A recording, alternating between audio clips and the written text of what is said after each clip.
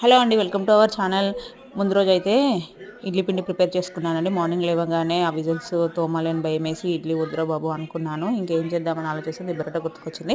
So దిబ్బరొట్టె try చేద్దామని చేశాను. ముందుగా ప్యాన్ పెట్టుకొని అందులో ఆయిల్ అప్లై చేయాలి. చేసిన తర్వాత 2-3 స్పూన్స్ ఆఫ్ ఇడ్లీ బటర్ని చేసి లైట్గా స్ప్రెడ్ చేయాలి. స్ప్రెడ్ చేసిన తర్వాత దాన్ని కొంచెం కాలనివ్వాలండి. క్యాప్ పెట్టుకోవాలి ఖచ్చితంగా.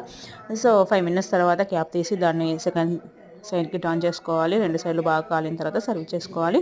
సో ఇందులోకి కొబ్బరి చట్నీ కానీ, పల్లీల చట్నీ కానీ, టమాటా చట్నీ కానీ, లేకుంటే ఏదైనా నాన్ వెజ్ కర్రీస్ కానీ, వెజ్ కర్రీస్ కానీ ఏదైనా బాగుంటుందండి.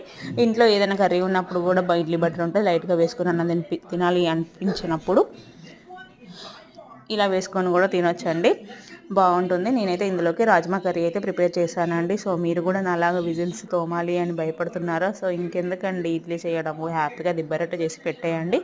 వేడివేడిగా